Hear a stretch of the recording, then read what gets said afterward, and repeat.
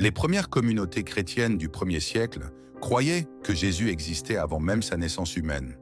Un passage important de la Bible, Jean 1er 1:1, dit « Au commencement était la parole, et la parole était avec Dieu, et la parole était Dieu. » Ce verset montre que, pour ces premiers chrétiens, Jésus n'était pas seulement un homme né un jour, mais il était là avant la création du monde.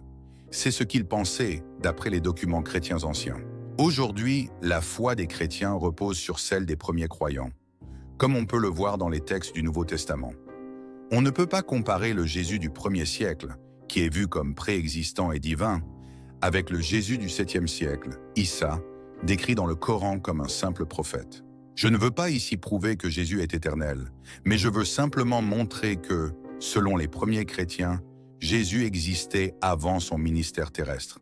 Par exemple, dans Jean 17:5, Jésus parle de la gloire qu'il avait avant que le monde ne soit créé, ce qui renforce cette croyance en sa préexistence. Cette idée est essentielle pour le christianisme ancien, mais elle n'a pas de lien avec Issa, le Jésus du Coran, qui est apparu au 7e siècle.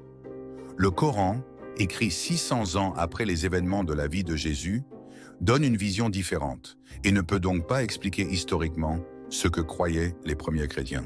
Pour vraiment comprendre comment les premiers chrétiens voyaient Jésus, il faut regarder les évangiles et les écrits du 1er siècle, et pas le Coran, qui est arrivé beaucoup plus tard.